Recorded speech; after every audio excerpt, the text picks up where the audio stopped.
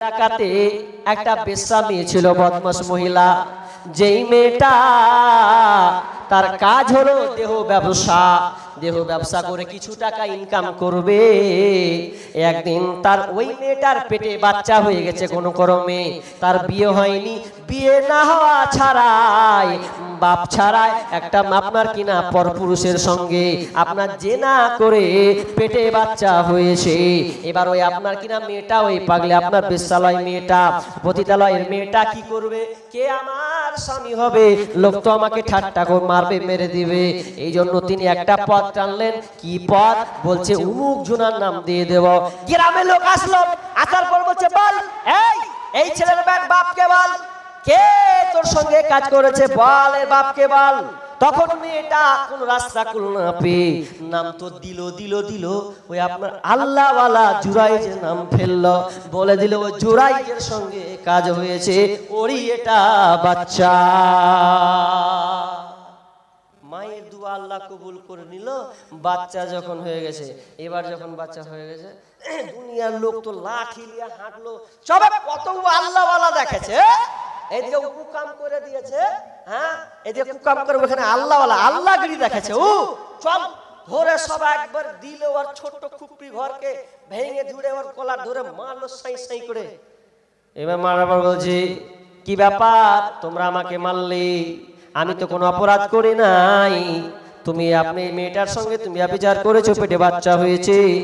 জুরাইজ বলছে, গ্রামের মানুষ শোনো, এটা আমি কোনোদিন করতে পারি না, এটা আমি নোংরা কাজ করতে পারি না।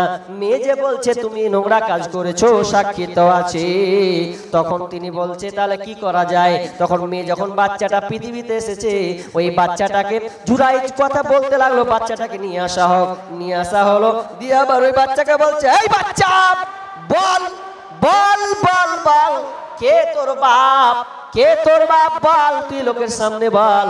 এ করতে করতে করতে বাচ্চা মুখ ফুটে দিয়েছে, শিশু কোলের বাচ্চা মুখ ফুটেছে। কি বলছে? যে আমি হলাম উমুক, এই মেয়েটার সঙ্গে উমুক ছেলের সঙ্গে, এটা আমার ওই বাপের উমুক নাম উল্লেখ করে দিলেন, উমুক গ্রামের উমুক লোকটার নাম। গ্রামের লোক শুনে নিল, আরে তাহলে জুরাইজ কাজটা করেনি, তাহলে আমরা কত বড় ভুল করলাম। মাপ চাইতে লাগলো, দেখো ভুল হয়ে গেছে। ও বলেছে বলে আমি ধরেছি, তোমার ঘরটাকে আমরা ভেঙে দিয়েছি, ঘরটাকে তোমাদের আমি সুন্দর করে সাজিয়ে দেব। সুন্দর বলছে না, যেমন ছিল তেমন করে দাও। কিন্তু বন্ধুরে, এটা কেন হলো?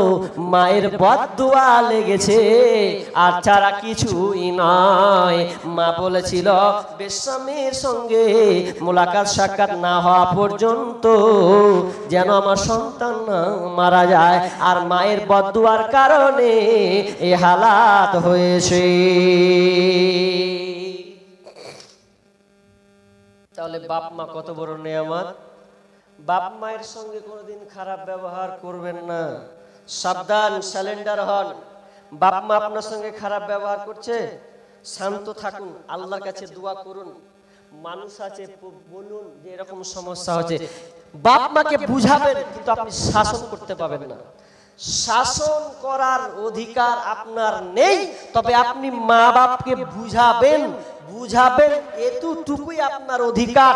তাছাড়া আপনার কোনো আর অধিকার নেই যে আপনি বাপ মায়ের সঙ্গে আপনি খারাপ ব্যবহার করবেন।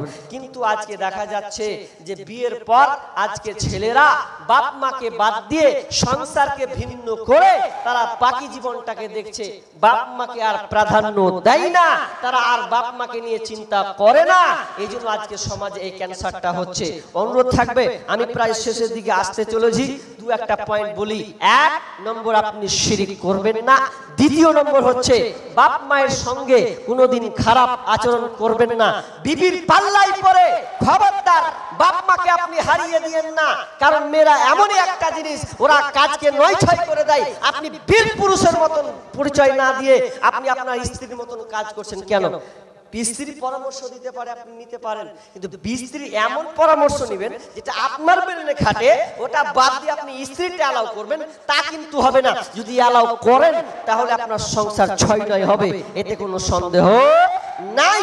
এই জন্য সবসময় সাবধান থাকবেন, বাপ মাকে সবসময় ভালো রাখার চেষ্টা করবেন, সবসময় জুদা করবেন না। একটা কথা মনে রাখবেন, চারটা বেটা আছেন, চার বেটা আছেন, বলবেন এই বাপ মা পুড়িয়ে গেছে আর খাটতে পারে না, ভাগাভাগি চলবে না, বাপ মা যা ইচ্ছা হবে। আমার বাপ যদি বলে আমি এই বেজে বেটার ভাত খাবো তো ওখানে খাবে, কোনো পালি চলবে না। আমার বাপ যদি বলে আমি ওই বেটার খাবো, তৎক্ষণাৎ চলে যাবে, তৎক্ষণই এনে দিতে হবে। কি খাবে ওটা পর্যন্ত এনে দিতে হবে, কোনো পালি সিস্টেম চলবে না। কেন চলবে না? তুমি যখন ছোট ছিলে, বাপ মা যখন ছোট ছিল, আরে একটা বাপ একটা ডিম নিয়ে বসেছে, ও একটা আগে ডিম মানে লোড করলেছে, ও পেটে ঢুকিয়ে লেছে। বাপ যদি ডিমটা খেতে বসেছে তো বাপ পেটে আমি নেবো। আচ্ছা বাপ কি করে? বাপ বলে খা বেটা, যা যা খা। হাসে, বাপ দুঃখ পায়, বরং হাসে যে আমার সন্তান যাক, আমার বেটাই তো খাচ্ছে। তখন বাপ খুশি হয়ে সন্তানকে দিয়ে দেয়। আর আজকে আমরা কি করছি? ভাতে খেতে বসি, ছোট কালের কথা মনে করি না যে আমি যে ডিমটা খাচ্ছি তা আমার আব্বা কি খেলো, কি খেলো। অথচ আপনি যখন ছোট ছিলেন, ছোট থাকার অবস্থায় আপনি জিদ করেছিলেন কি, যে আব্বা স্কুল অতক্ষণ পর্যন্ত যাব না যতক্ষণ পর্যন্ত আপনি আজকে 10 টাকা না দিবেন। বাপ বলছে বেটা দেখ এই যাকে লিস্ট নেই রে বেটা রে, নেই দেখ দেখ নেই, বলছে না শুনবো না, 10 টাকা লাগবে তারপর স্কুল। কেমন জিদ তুলি রে বেটা। তখন বাপ কি করে গো? তখন বাপ অন্য জনের কাছে বলে ভাই 10 টাকা দিস, তোকে দিয়ে দেবো, আমার সন্তানটাকে দিবি। বাপ কত কষ্ট করে হাল নিয়ে সব না থেকেও সন্তানের পকেটে বলেছে বেটা এবার তুই স্কুল যা। তখন ডং ডং ডং করে নাচতে নাচতে হাঁটলো। আর এখন বাপের হালাত দেখো কি অবস্থায় আছে। মনে রাখবেন আপনার বাপ নিশ্চয় চায়ের দোকানে বসে, চায়ের দোকানে আড্ডা পিটে। এখন আপনি একবার ভেবেছেন আমার আব্বা যে চায়ের দোকান যাই, তো আমার আব্বাকে জিজ্ঞেস করেছি আব্বা তুমি চায়ের দোকান যাচ্ছ, 20 টাকা লাও চাটা খেয়ে এসো। এরকম কোনোদিন কেউ করেছেন? কজন আছেন এরকম?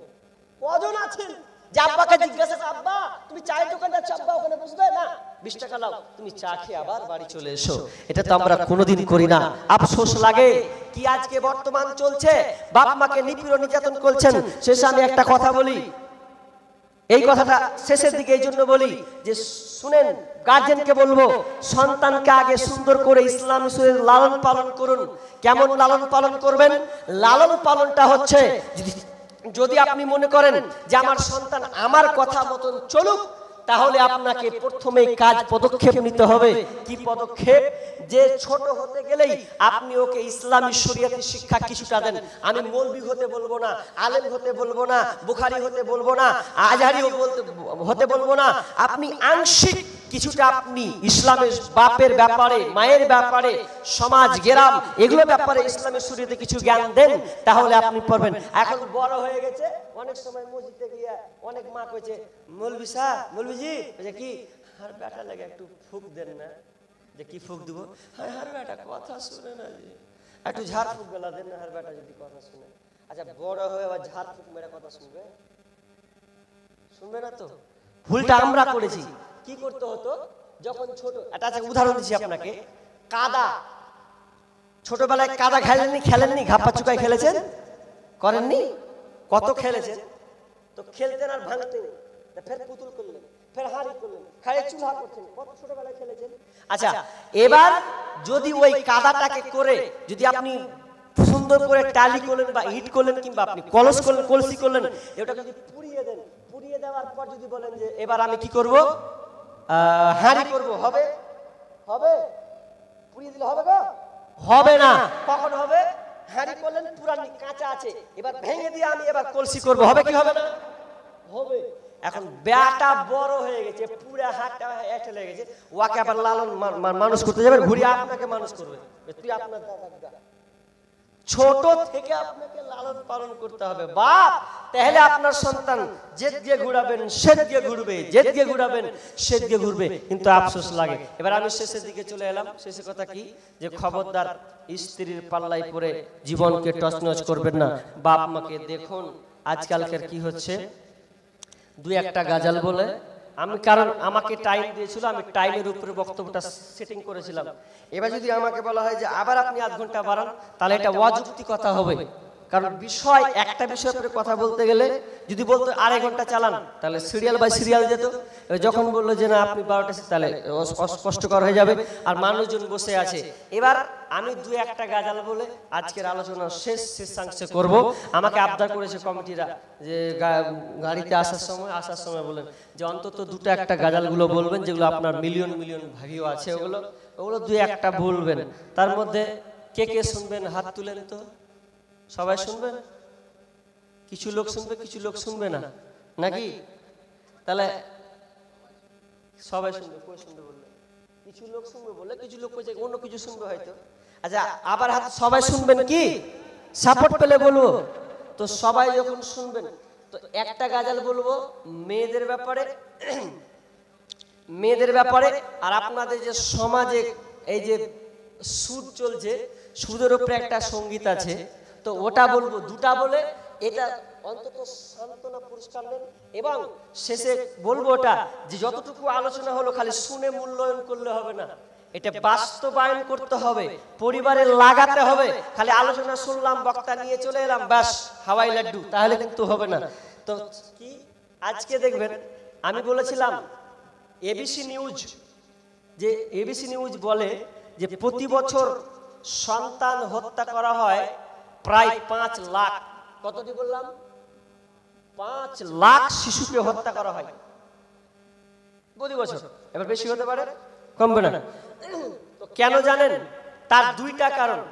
একটা কারণ অবৈধ সম্পর্ক, দুই বেশি সন্তান লিবে নাও। বেশি সন্তান অনেক সময় লিব না বলে হয়, আবার ইনজেকশন মেরে দেয়, অনেক কিছু অপারেশন করে দেয়, সন্তান হত্যা করে দেয়। দেখেননি কিছুদিন আগে দেখলেন তো যে কুকুরের মুখে মানুষের বাচ্চা দেখেছেন? দেখেন।